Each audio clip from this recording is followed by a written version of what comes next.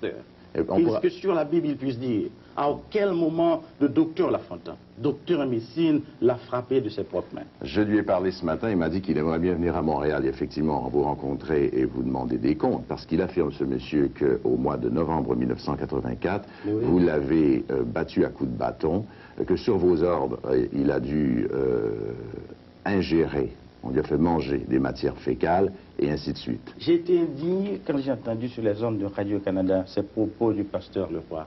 Je ne comprends pas qu'un homme qui se dise pasteur, qui représente la vérité biblique, puisse mentir à ce point. Je l'attends, pasteur Leroy. À n'importe quel moment, je suis prêt à le rencontrer.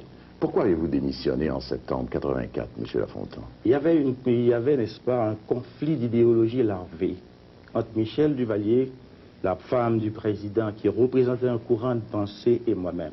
Comme vous le savez, je suis un homme de classe, et le caractère populiste de mes discours et de mes démarches n'ont pas plu à Michel. À ce moment-là, il a décidé de se séparer de moi.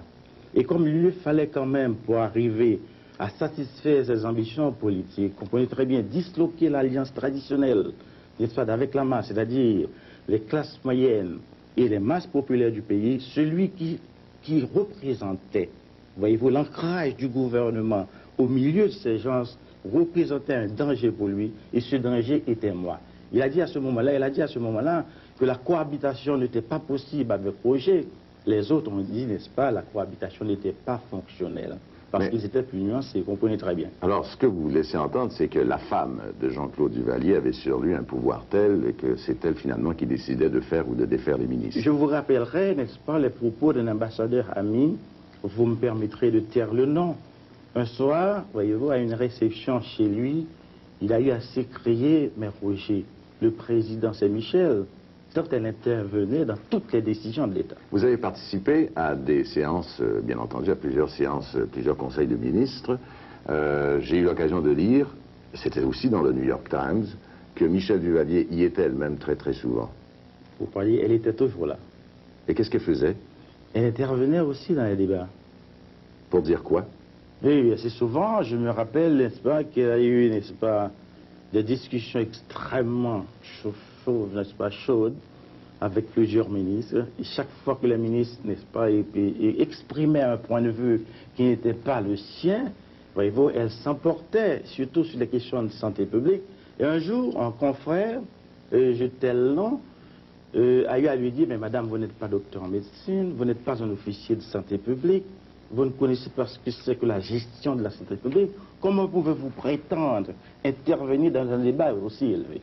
Elle se fâcha, et voyez-vous, et le président a dû cesser, n'est-ce pas, interrompre la séance, et ça, on l'a reprise un peu plus tard. Est-ce que ça pose pas finalement le grand problème qui était celui de la gestion des affaires d'État par un homme, Jean-Claude Duvalier, qui n'était absolument pas préparé pour exercer ses fonctions?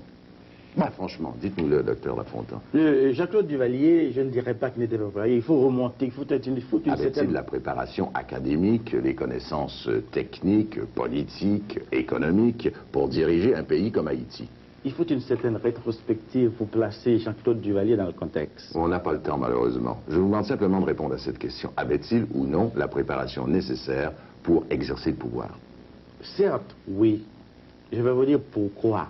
Oui, parce que Jean-Claude Duvalier n'avait pas à prendre les décisions. Le père avait laissé autour de lui un ensemble d'hommes valables, préparés, tels, mais ça, Hervé Boyer, qui est un docteur en sciences économiques, et tant d'autres encore, qui étaient chargés, n'est-ce pas, de prendre toutes les décisions pour Jean-Claude Duvalier. Jean-Claude était le symbole. Ça, vous voyez très bien. Oui, c'est à ce titre qu'on peut dire qu'il pouvait diriger. Mais en fait, il ne dirigeait rien. Il ne dirigeait rien. Je suis d'accord avec vous. Les hommes autour de lui dirigeaient le pays. Et alors, depuis qu'il s'est marié, avec Michel Bennett, déjà son pouvoir diminuait, son pouvoir politique réel, vous venez de nous le dire. Et le père de Michel Bennett, était-il l'homme dont on affirme qu'il était l'être le plus corrompu de toute l'île, s'adonnant même, d'une certaine façon, au trafic de la drogue? Bon. Vous avez lu ces accusations? Je les ai vues. En tant que ministre de l'Intérieur, n'est-ce pas, j'ai été au courant de beaucoup de choses. Avez-vous pu constater que Bennett faisait le commerce de la drogue? J'ai constaté que le fils faisait le commerce, c'est ça, de la cocaïne. D'ailleurs, l'Interpol l'a arrêté. Il a fait 2 ans de prison aux États-Unis. Mais le père? Le père, on ne peut pas affirmer à science sûre qu'il